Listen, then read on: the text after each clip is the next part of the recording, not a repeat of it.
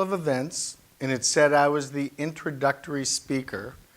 So I am not going to introduce anything that is coming along in this. In fact, at best, I might be a warm-up act where you go, can we just get through this and get to the real band and the real reason we're here? Let me see how this is set up. I'd like to start off today the same way I sort of started off last year when we talked. And actually, I'm going to adapt a little bit on this. I'm going to tell you about what happened when I drove in this morning. I was driving my car down the highway. A pigeon came flying past me and was flying like that, and I was waiting for the characteristic veer off. And what it did is it veered straight into me and slammed into my windshield. And so I was going, oh my God, that is an omen. I don't know if it's a good omen or a bad omen, but I can assure you something different happened to me today while I was coming in. So what I'd like to start out about on a good note, because of that good omen, is the idea of what we did last year and how we could sort of take a little time to smell the flowers, reflect on what we had going on. We had a lot of work in the digital space, and I'd like to thank each and every one of you in this room for the activities that we did, because it is meetings like this that allow us to get together to try to think about what we can do to be able to move things along in a way that we get incredible learnings and we start using these tools more effectively than I think a lot of our counterparts around the other companies. We did a lot of activity in community management. Our second floor, also down there was the people from Deep Focus. And we got a lot of learning that we were able to take from that area and then push out into the other people working on community management. We did a lot of work on content. We did a lot of work on content, whether it was short form, 6 seconds, long form, 3 minutes, longer form, who knows? I don't even know all the things. But we are learning constantly how to create different content to be able to go on all the different tools that we use. But more importantly than that, and from a content standpoint, we are starting to understand that it's not just how you make it and how you communicate it. It is really the delivery of that content. It is no good to have content that does the work that we want it to do, but just sits there and isn't seen. Because as we start moving these tools and these connections with the consumer from TV and other things that we can record, we can monitor, and we can make sure people see, yeah, sure, but we can make people see, we have to make sure that these connections are seen by people or they don't do the work that we want them to be able to do. We also did some things with Amazon this year that allowed us to really see the power of the tool, and I can imagine that we're going to start using that tool much the same way we use the Facebooks, the Yahoos, the Googles, and all those things. But it's an impressive tool that we had a beta test with them. Note to all our partners, beta test or alpha test. We're in the market to start those things. We want to get those learnings early on. But we did some tests with them where we gave them the money and said, you know your tool better than we do. We want to be able to have X number of new users into our Pro Plan franchise. We gave them a number, said, could you deliver that? They thought for a while and said, we might be able to. And at the end of it, we were able to maybe not deliver the exact number that we wanted, but be able to know that these tools that we have access to are incredibly powerful and able to communicate and connect with the consumer in a way that allows us to be able to build our business.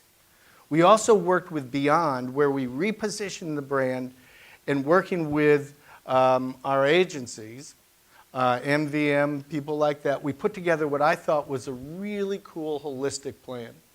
It took into account what we were trying to accomplish from a business standpoint, tried to relate those to the different tools that we had, be able to look at that and say, oh my God, we can move forward and try to get this brand where we want it to be. And then when we push the button, we were in a mode of constantly looking at things and adjusting the plan based on performance to be able to make sure that we are moving things into the right place. So not only did it show the power of a holistic plan, it showed the power of being able to adapt that plan. So that's sort of reflecting on where we've been. As I told you last year, I spend a lot of my December and January trying to pull up as many articles as I can and about the trends for upcoming trends for the next year, and try to read those and bring them together and write them out and try to regroup them to try to get a feel for what the themes are for people that are in our industry. An overarching thing that came across, and many people have said this, and I just want to make sure you pass it along. And remember, all the remarks that I make, you can't hold against me, because what I'm doing is really reflecting what everybody else is saying. I believe in a lot of the stuff, but you can't say I'm wrong, because a lot of people who are smarter than me are saying these are the right things. But this is where we are. They talk about moving from a world of digital marketing, which over the last a couple of years, we have had ourselves and Nestle say, you have to spend so much money in the digital space. And it's to try to encourage us to open up to these tools. And Pete and I were talking yesterday about this idea that we're at a transformation time where we're going from, we've got to think about digital marketing to how do you market in the digital world. It's here. It is here, and we've seen a lot of data that says that it is quite effective. So it's no longer, how am I going to try to put this into my plan? I think it's that the base core part of your plan, to look at these tools and be able to say, how am I going to work them? Because they are incredibly powerful. Forbes magazine was talking about trends to watch. What they said is the best marketers will have even more consumer data. So it's this bringing in of data. And they say what they need to do with this data is they need to take it in, and they have to have the capability of a fast adoption and adaption of these information. And what we have to do as a company is we have to figure out how to shorten the lead time to go into the marketplace. You think about our lead times, and then you think about entrepreneurs and people in small companies, and we have to jump through a lot of hoops. And I understand that, but what we have to do is take a lot of that out. And what we have to do with those shorter lead times is be able to adapt and say, we are in real-time marketing now. And the idea is also one of shifting, and this is going to be interesting in a global company like Nestle. We're going to go from globalization, and everything that is being talked about is, how do you personalize? And so we're going to go from global into very personal, and we're going to get things as individualized as we can. And the word is, personalization at one point in time was thought to be a trend. It's here to stay, and it's something that we're going to have to contend with and we're going to have to deal with. So some of the things that I want to talk about from my readings is an idea of the Internet of Things. We've heard about this, what is it, the IoT or what, all those kind of things. The epicenter of that is the CES. And as we were thinking about, what was going on out there, a lot of stuff with cars, connections like that. There was a story about 3D printing, and that's kind of cool. I was waking up the other day listening to the news, and they said one car company, can't remember what it was, had a car that was 90% done by a printer. And so the story was taking it from the factory line into a 3D printer. And then they started talking about the idea of this printer being able to use food as a medium. And they were talking about Hershey's chocolate and how they'd print out some stuff. And one starts thinking, how far away is that from saying, we will do something like SodaStream. We'll give you the medium, you create your own treat. You create your own food. So I think we're on the verge of some really cool things, and I'm sure I'm saying these things, and Blair Morgan's out there going, yeah, we thought about that 3 years ago. But it's a kind of thing that allows us to be able to think about how we deliver things like just right in a different medium. So it can be very interesting. There are other things like an Oral-B smart toothbrush. Tell you what I'm not waiting to have in my life is a toothbrush that puts pressure on me to brush my teeth properly. It is, is it too hard, too low? I don't need that. There was another one that I thought was interesting, and that was called Belty. It is a belt that you put on, and if you eat and eat too much, it automatically releases. It gives you more room. I thought that was pretty cool. But I am an early adopter of these things. And I've had 3 Nests in my house. Got the first generation, the rest of the 3. The other 2 were because the first Nest broke. Then the second Nest broke.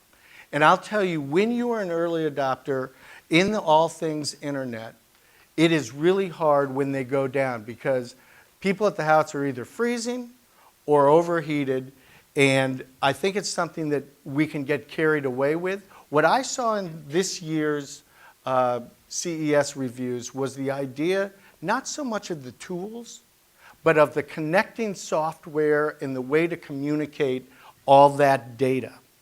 And they started talking, and I'm sure Blair Morgan and his team are talking about this a lot, is they're talking about health and fitness and the qualified self. And they talked about a thing that could go into your ear and had 15 different sensors that would monitor different things in your body. And they talked about how that would be a very, this era that we're in, getting all this data, from a medical standpoint, will be a very disruptive change. And it's going to be disruptive because historically, we have been very passive in the way we have entertained health and wellness. We go into a doctor, he looks at our chart in 5 seconds, says everything seems okay, but now we're going to take an active part in our health by having monitoring all the time, that we're collecting data all the time, and then we're going in and we're going to have a dialogue with the doctor on a history of performance over time, which will make him smarter, us more active in it, and the whole process better. The only problem with that is I'm a hypochondriac. So the doctor isn't going to like me going in, because I'm going in a lot with a lot of my information. But the idea here is one of an incredible amount of information that is coming into us. The idea of big data. And Pete showed me on one of the things, there's buzzwords that's coming on, and I'm sure I'm going to win the buzzwords because I am just picking up from what everybody else is saying. But this idea of big data, you've all seen the movie Moneyball. Big data is all about the idea of Moneyball, taking all this stuff and bringing it in. We have all these streams of data that are coming like this, and they're all converging, and we're going to be trying to get all that information together. But the key is, how do we get actionable insights from those? So we're going to have first-party data that is all in our stuff. We're going to be buying in third-party data. We're going to be bringing in things as much as we can with social, the web, mobile, paid search, point of sale, and we're going to try to figure out how we can bring attribution to each one of those parts to be able to understand where we want to put our message.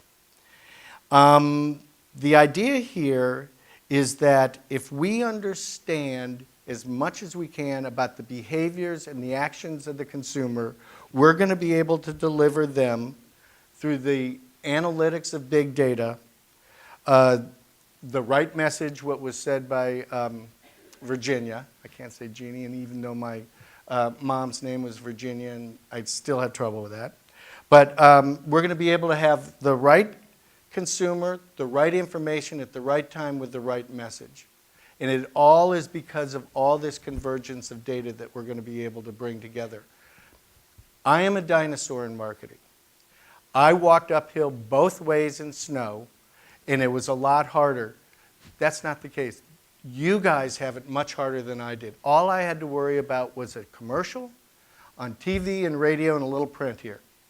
You're going to have to deal with an incredible amount of information that you're going to have to work through and be able to decipher and to be able to take action on that. And it's incumbent on you to do that, even though it's going to be a lot more work than what I had. And it all comes down to the idea of adapting when you have the knowledge. There is a saying that many people are talking about. I started saying this thing last summer because all of a sudden it clicked. You know, I know half the money I spend on advertising is wasted. Trouble is, I don't know which half. We're on the verge of being able to know that. That's incredible. We're not going to be wasting money anymore. And it's incumbent on each one of you guys to be able to say, I want to know that. I don't want to waste my money. I don't have the luxury of a lot of change running around to be able to waste my money. And so when you think about what is going to be the marketing plan that you guys are going to be putting together, it's a plan that's got to be dynamic. It's got to be built to adapt, and it has to be flexible as you execute. That doesn't mean you don't really have to be held down to anything. There's going to be a core foundation of all your plans of what you want to try to do. But you're going to have stuff that's going to happen, and you're going to have information that's going to give you insights into that is going to enable you to make changes. And that's really exciting as opposed to what I was contending with, where I was having to wait 6, 9, 12 months to be able to write my plan and go, I sure hope this works. You're going to be able to be much better at your job than I ever was. As if. Okay. The other thing that is incumbent on all this is the use of KPIs. We have to do a due diligence in getting the right KPIs that we monitor to be able to make a knowledgeable change in direction in our plans. And so what you want to be able to do is you want to be able to have those indicators that allow you to figure out what are the most relevant segments you have. What is the time of the proper messaging? Things like geography, things like weights and given times. How many times are you going to be able to hit that message with somebody? Metrics are really a key to success. And they shouldn't be vague. They should be very defined so that you're able to take action on them. One of the things I read, and they had the word, there is no correlation. I'll ease that back to there might be some, but not a lot, but it doesn't look like there's a lot. Correlation between sharing a piece of content and actually reading it. Yet, in the survey they did, 65% of us in this room use social sharing as a measure of success. I guess reading it isn't important. It's passing along. So you have to keep that in mind. What are the proper things? How do we monitor those things? Four of the things that I'm going to talk about today are repeats from last year. That's not to mean that we didn't get them right. It means that these things are evolving. Clearly, this device is an absolute incredible device. It's going to be the hub for everything. Everything in CES goes into that machine. Everything that we do is going to become more and more involved with this. One article told me that globally, 1 billion people use their phone as the only access that they have to the internet. Only way I can get in. Does that mean the desktop eventually could go the way of my landline that is sitting in my house? How many of you still have landlines? But it's the evolution of all this stuff. But we have always said,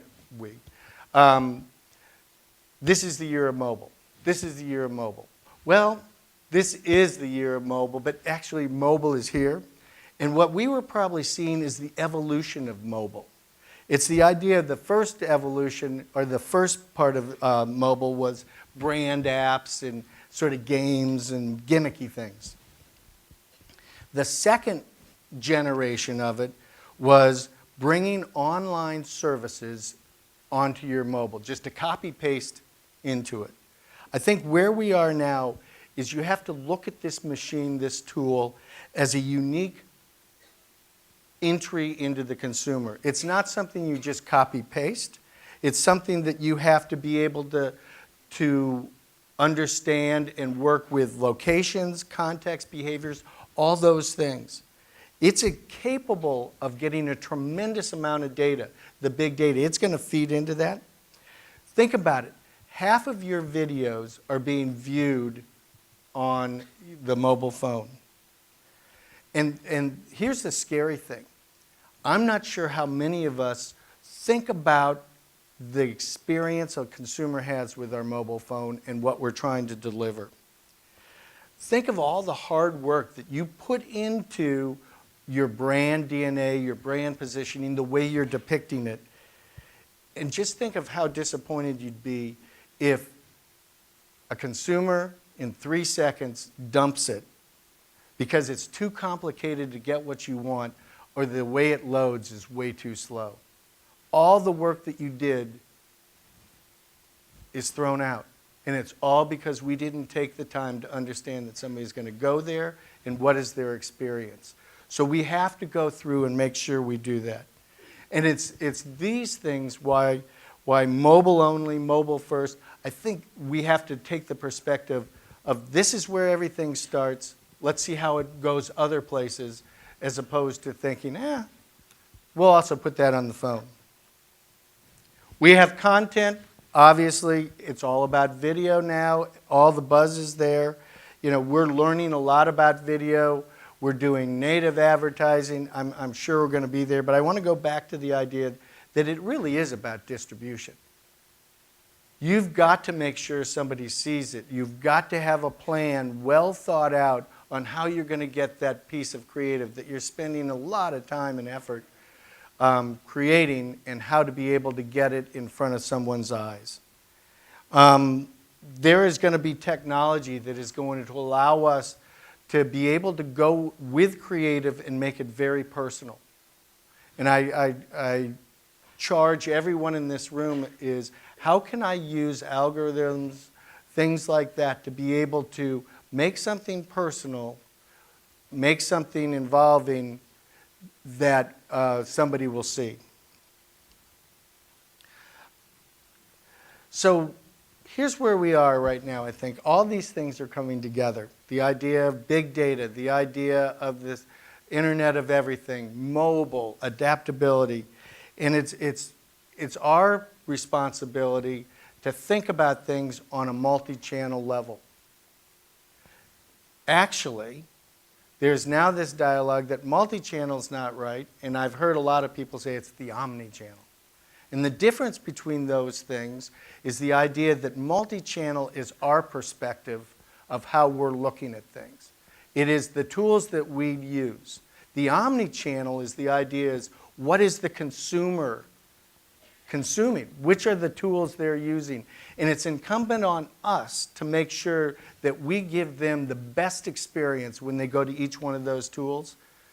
And so while I hate, disruptive, lean forward, and even don't really like using omni-channel, the idea of a consumer perspective, I think, is extremely important. And it's incumbent on us to be able to make sure that we are communicating with them. The last thing was something, this does show adaptability. I was waking up this morning and I heard on the radio that the FTC is going to start taking much more control over the Internet of Everything to make sure that the data is safe and the consumer knows what they're giving up, and that that people can't hack into your refrigerator and turn it off and ruin all your food, or look at you through your TV, your smart TV, and all that stuff. So I was going, oh, that's interesting. I'm all about trying to get this data to be able to use it, to be able to talk to the consumer. And then it struck me that it's an incredible responsibility that we have. We cannot abuse this.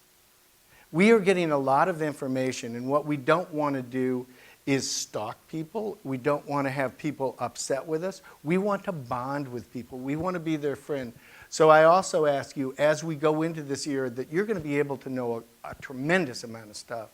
Please don't abuse it. Use it properly. So what I'd like to say now is I'd like to quote a well-known authority and say, let's get this party started. Let's get going and get the real speakers up here. Thank you very much.